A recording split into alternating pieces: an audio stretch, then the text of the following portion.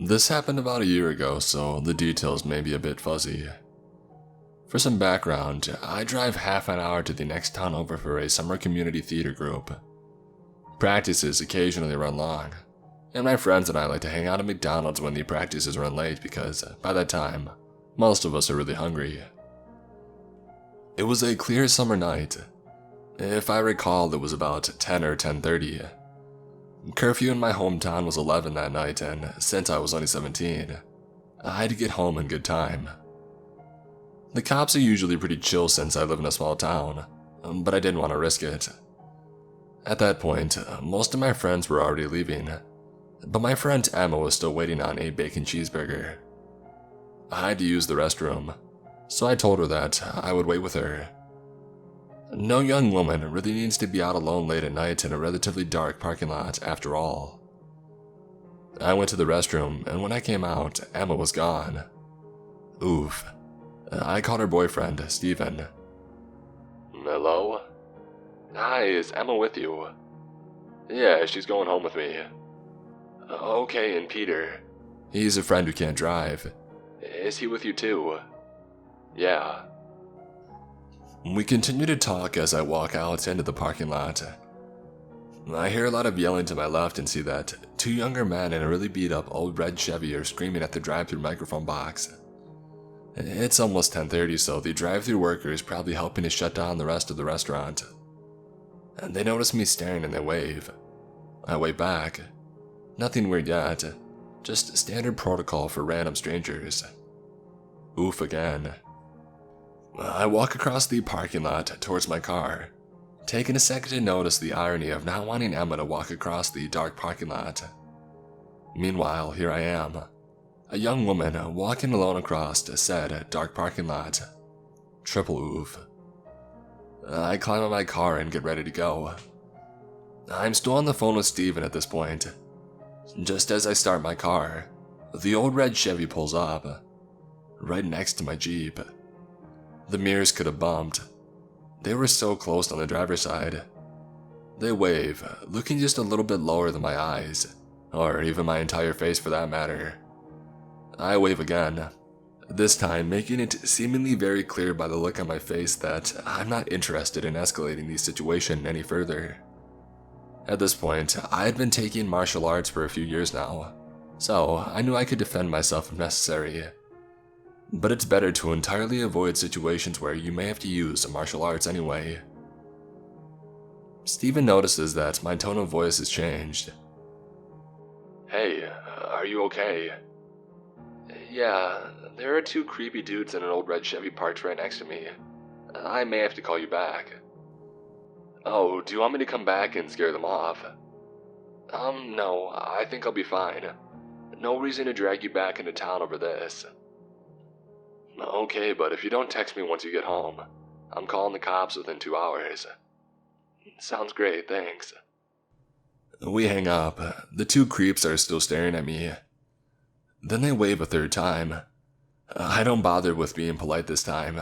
I reach over and I lock the doors, and then look them in the eyes to let them know that I am onto them. They then start to get out of the truck. No way. I throw it into reverse and I get the heck out of Dodge. I hope I ran over someone's foot, I really do. I look back over my shoulder to see if they're following me, but they're back at the drive-thru yelling, trying to get the poor workers' attention. It was as if they had never left. I raced home, texted Steven to let him know that I was home, and I called it a day. My friend Anna and I were bored one weekend, and decided to go to a popular beach to take some pictures and just mess around. So, we took pictures and had a really lovely day. And then on the way back, we were starving, so we decided to stop at McDonald's in the beach town. This town is like really famous and it's nice. A bunch of celebrities live there and it's beautiful. There's also a super famous restaurant right off the highway on the beach that's known for celebrities and rich people going. And this McDonald's was directly across the street from the restaurant. Since so many famous people go to this restaurant and it's on a pretty busy road, most of them have drivers that take them, usually in Escalades. The driver would usually hang out in the parking lot of that McDonald's while their bosses ate across the street. Anna and I didn't know this at the time, and we just wanted a McFlurry. So, we go to McDonald's, and right when we get out of the car, she starts acting really weird. She triple checks that the car doors are locked and grabs her fancy camera to bring inside. I asked her what's up, and she said that there is a group of guys, the drivers, standing in front of McDonald's smoking and staring at us, and it was giving her the creeps. I'm a pretty chill and trusting person, so I don't think much of it. It's a busy place and a super nice town. I'm not worried. We go in, and there are a few other people in there about our age. We get our food and we sit at the table to eat. One of the drivers comes in and sits a few booths down with his back to the wall, right where he can see us. My back is to him, but Anna gets really creeped out and wants to leave. This guy isn't eating or anything. He's just staring at us. Again, this is a pretty crowded McDonald's in a nice town in Southern California, so I feel pretty safe. Living in South Central, you get used to the odd creep. But still, Anna was freaked out, so I agreed to go. I just had to run to the bathroom first. It was one of those McDonald's where the counter and main dining room were in one big room. And then there was a sort of a hallway off to the side of the counter with more seating, and the bathroom at the end, way in the back. There was also a door going outside, right next to the bathrooms. The bathroom only had 2 stalls. I just walked into the first stall, not really paying attention to whether or not anyone else was in there. So, I'm in there doing my thing, and then I hear the door open, and I hear Anna call my name. At this point, I'm really confused because she's supposed to be watching our stuff, and I'm like, "Yeah, what's up? Are you okay?" "Yeah," I reply. She was like, "Oh, okay," and just stands there in the doorway. After a second, I hear her leave and I'm thinking, that's very weird. So I walk out of the bathroom and see her waiting by the door with all of her stuff in her hands. I ask her what's going on and why she came in the bathroom, and she just looks at me really panicky and is like, "We need to leave right now." At this point, I'm still not afraid, just confused. We rush out to the car, and she starts telling me what happened. It turns out, when I walked into the bathroom, the creepy driver followed me in a little while after. I don't remember hearing him come in, but maybe I did and just assumed someone had either been in the stall next to me and was leaving, or somebody had just come in to check their makeup or something. I'll be honest, I really wasn't paying attention. I know for sure I wasn't aware that anyone had entered the stall next to me, because he didn't close the stall door when he came in. She was on her phone, so she didn't see him follow me either. A young guy noticed it and went up to my friend, asking if we knew the driver. Frantic, she told him that we did not and ran to check on me. He was in the stall next to me with the stall door open. It was the large handicap stall, not making a sound. She came in and didn't see him, so she called my name to make sure that I was still alive, and he rushed out of the stall past her. She was in shock, and didn't know what to do other than gather our things and prepare to run. When we went to her car, he was sitting in the Escalade with tinted windows next to us, still staring. We sped off, and when I got this story, we called the McDonald's to let them know what happened. They didn't really care, and then we called the non-emergency sheriff line to report it as well, which was closed. Thank you Malibu for nothing. Eventually, my mom went full-on mama bear and threatened to blast it all over social media that they didn't take my report seriously, and got hold of someone at corporate from there. They checked their cameras and they saw the guy follow me in. A police report was made, so hopefully this never happens to anyone else again. Thank God nothing happened, but it was really scary. The guy was sitting in his car staring at us when we left. Who knows what he was planning on doing. So, guy in the McDonald's bathroom. Let's not meet. It all started at a friend's house. Myself and 2 others were invited to hang out with a buddy who I'll be calling Chris. As for the 2 others, they will be James and Annie. It was around 10:45 p.m. when we arrived to his house. Upon our arrival, we walked up to his front door. I reached my hand out to knock on the door. As soon as my fist made contact to the door, it flew open. An excited Chris greeted us with a loud, "Hello!" We all greeted each other and then made our way into his home. We all sat down in his living room. We talked for a few minutes when Chris says, "I am so hungry." "Go eat something then," Annie said. "Like what?" Chris yelled. We shushed him, and that's when James said, "How about we go get some McDonald's?" As soon as those words left James' mouth, Chris jumped up and stood next to the front door. "Let's go eat," he said with an excited tone. I stood up and I made my way to Chris. I didn't want to go, but I was hungry. Annie sighed and she stood up. It was obvious that she didn't want to go either, but it was free food. She knew that we would pay for her. After we got all our jackets and shoes on, we left the house. I won't bore you with these small details of our walk. The scary stuff happened around the halfway mark. We walked for around 10 minutes when we saw a lady. She was wearing a white t-shirt with a bunch of different colored stains on it, and a pair of blue shorts that barely fit her.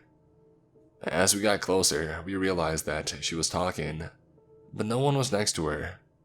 I remember a little bit of what she said, something about Utah State and the lady next door. I was pretty paranoid and thought as we walked past her, someone in the bushes would jump out and attack us. As we got closer, I said loud enough for her to hear me, "Last one at McDonald's has to pay."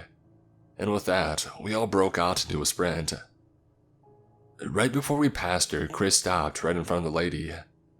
As I went by Chris, I noticed that he was talking to her. And this is when I got a good look at her. It was dark out, but I could still make out a head of crust, black-brown hair. She had dark eyes that seemed to have something in them, something that made me feel bad for her. She had brown, rotting teeth, and her breath smelled like death. I tapped Chris on his shoulder, but he pushed my hand away as he was still engaged in conversation with this lady, who I now know as Linda. "Where are you kids heading?" she said, her voice dry and raspy. "Just to McDonald's," Chris answered. "How old are you guys?" she said. Her face was twitching as she said it. 15, he answered. And with that, a huge grin appeared on her face. She slowly stood up, causing all of us to back away. She took a step closer, and with that, we ran. She gave chase, all the while screaming things like, "I'm not gonna hurt ya. And oh, come on, you scared of a little old lady." She was frail and looked like a skeleton. I don't know how she was able to move at the speed that she was. The big golden arches appeared in front of us, and we ran faster. She realized that she couldn't catch us, so she picked up a rock and threw it at us. It hit me in the back. As we got closer to McDonald's, we heard her scream things like, "Stupid kids, and I'm gonna get y'all." We pushed through the McDonald's entrance and started panting. Annie slouched down into a seat with James while Chris and I went to order.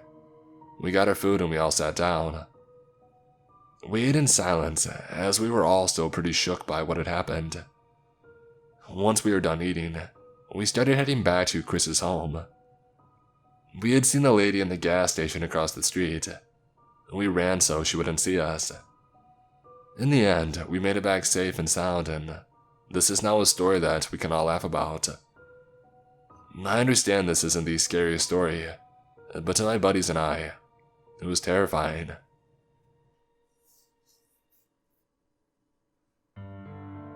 I've never really thought this experience as a particularly scary one, but the feeling of being trapped strangely resonates with me to this day. For a little bit of backstory, I was going to meet up with my friends and future roommates at the realtor office. We had all met about a week previous and already pooled our money together in order to pay for the apartment's rent, a steep $3,500. I was more or less taking the lead on finding and acquiring the apartment. Therefore, I was also delegated to holding everyone's money. I'm a timely person, and I don't like being anywhere late, so I managed to get to the realtor's office about 30 minutes early. Having missed lunch, I decided to just get a few things from the dollar menu at the McDonald's next door. I walk in and it's your fundamental McDonald's. A few college kids, a few homeless people, and an older Asian gentleman sitting at a table by himself adjacent to the bathroom. I had to go to the bathroom, so I make my way over there and walk into the bathroom to do my thing. It's a one-person bathroom and the door was broken a bit, disabling it from ever being able to fully close. I start to pee when I hear a few steps from behind and a weird chuckle. I'm not usually good at stopping midstream, but this time, however, I was on point. I turn around and see him trying to close the door behind me and clumsily fumble with the standard silver lock that are in those types of bathrooms. My mind, knowing that I have $3,500 in my backpack, instantly goes to a fight reaction. I lunge over to him and grab his shoulders, pushing him up against the wall and only manage to say the words, "No." While I'm saying these things, he's still smiling and chuckling the whole time, which is the most vivid thing I remember from the endeavor. I then push him out of the way, leave the McDonald's and go straight to the realtor. It's fully possible that this was a normal guy expecting it to be a bigger bathroom, and for that, I give him the benefit of the doubt. That being said, I'm still morbidly curious that what would have happened if I didn't manage to stop peeing halfway through that day. This happened to me a few years ago. It's not super creepy, but I get chills when I think about it.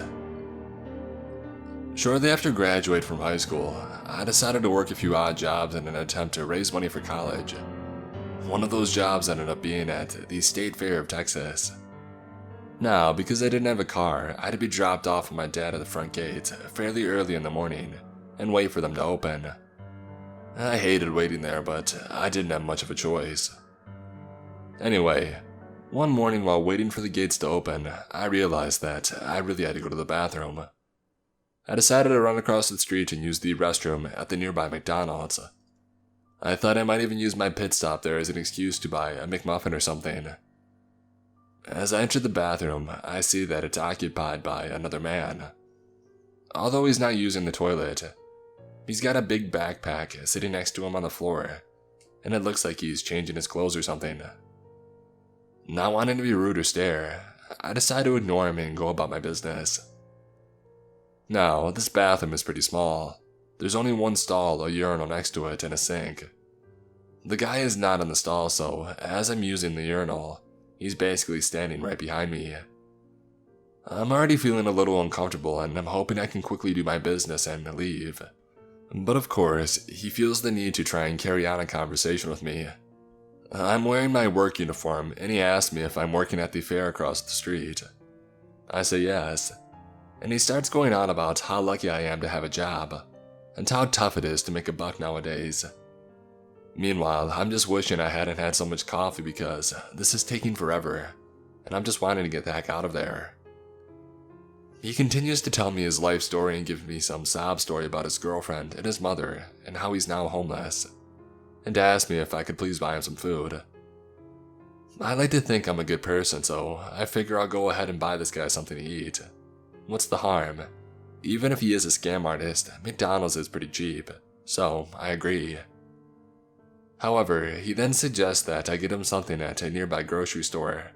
I suppose the food is cheaper there or something, and assume he's just trying to be nice and help me get a better deal. I wasn't too sure where he was talking about, but he told me to follow him and he would lead me there. According to him, it was just down the block. So, we exit the McDonald's and begin walking down this back alley on our way to some store that I'd never heard of. I didn't see any buildings nearby that looked like the kind of store that he was talking about, and I walked with him for a few minutes down this alleyway before I snapped out of it. All of a sudden, I realized how sketchy this whole situation is, and I stop in my tracks. I turn to the guy and say, "Hey, why don't I just buy you something to eat at McDonald's? We're already here. Doesn't that make more sense?"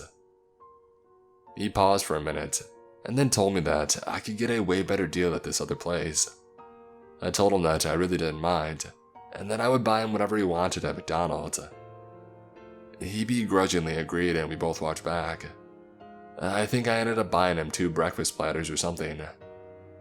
He thanked me for the food, but he seemed much less sincere after I decided not to follow him through the alley. I don't know if he really did have an ulterior motive, or if he was just being a little off-kilter, but something didn't seem right about him. Whatever it was, let's not meet again.